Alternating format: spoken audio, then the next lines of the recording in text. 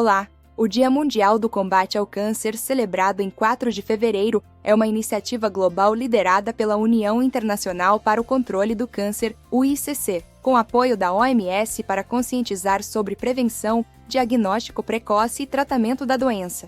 Ele mobiliza governos, profissionais de saúde e sociedade para reduzir a carga do câncer, que afeta milhões anualmente, promovendo ações como campanhas educativas e lançamentos de dados epidemiológicos, como as estimativas do INCA no Brasil. A data foi oficializada pela UICC em 2000, escolhida em homenagem ao discurso do presidente Richard Nixon em 4 de fevereiro de 1971, quando declarou a guerra ao câncer, nos Estados Unidos, impulsionando investimentos em pesquisa. Essa escolha simboliza um marco histórico na luta coordenada contra o câncer, unindo esforços globais desde então. Em 2025 e 2026, o foco está em temas como Eu Sou e Eu Vou campanha UICC e Unidos pelo Único, enfatizando histórias individuais e equidade no acesso a cuidados. No Brasil, o INCA reforça diretrizes para rastreamento e o Santa Lúcia alinha-se nesse esforço para aumentar o diagnóstico precoce. Hoje convidamos o Dr. Rafael Amaral de Castro, médico oncologista do Hospital Santa Lúcia, para conversarmos sobre esse importante tema de prevenção ao câncer.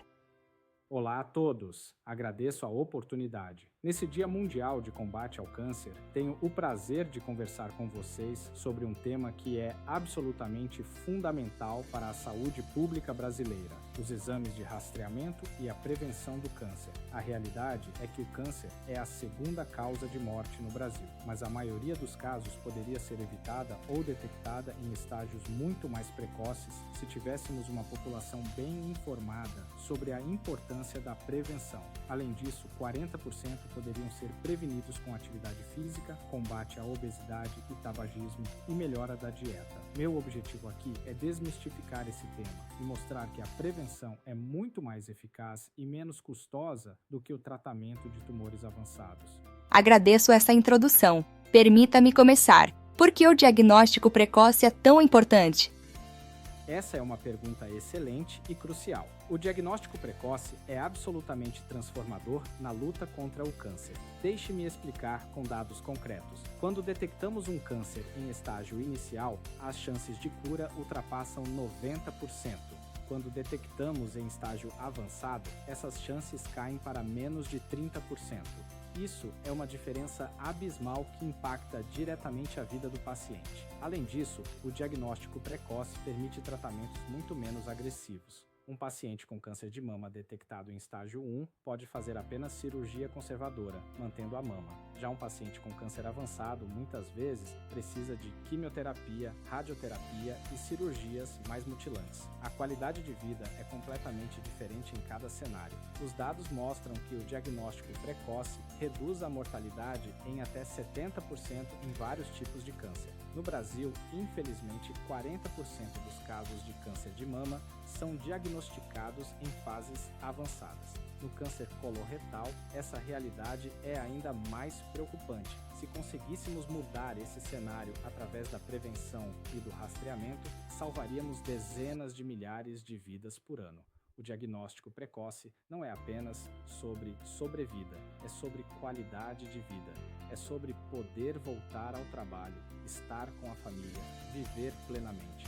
Quais são os principais exames de rastreamento?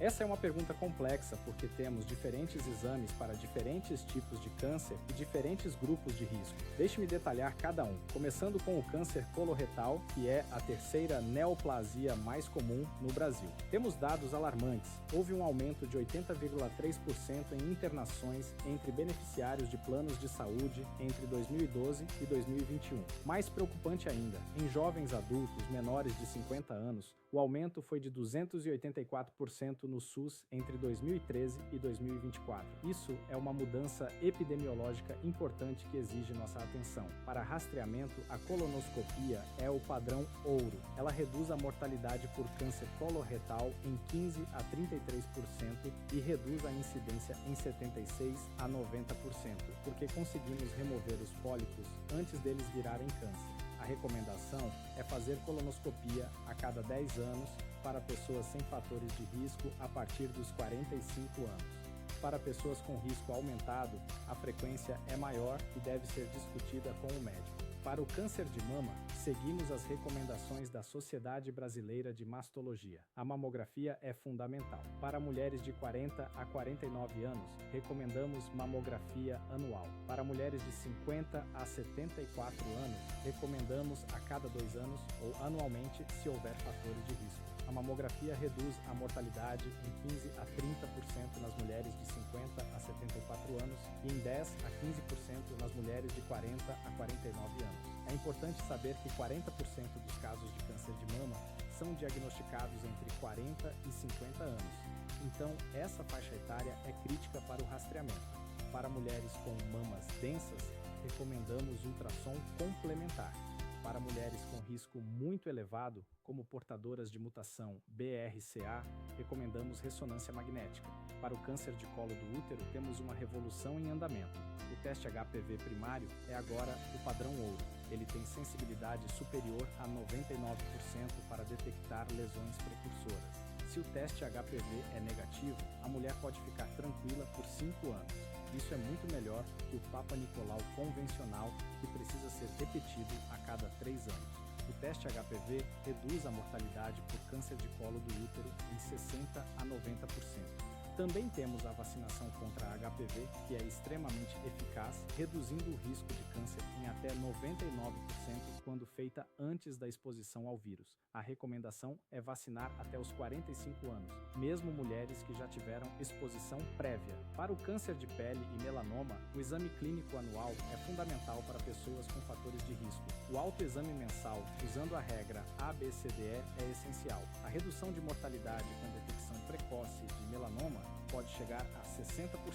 A regra ABCDE significa A de assimetria, B de bordas irregulares, C de cor variada, D de diâmetro maior que 6 mm e E de evolução, ou seja, mudança. Se você notar qualquer lesão com essas características, procure um dermatologista.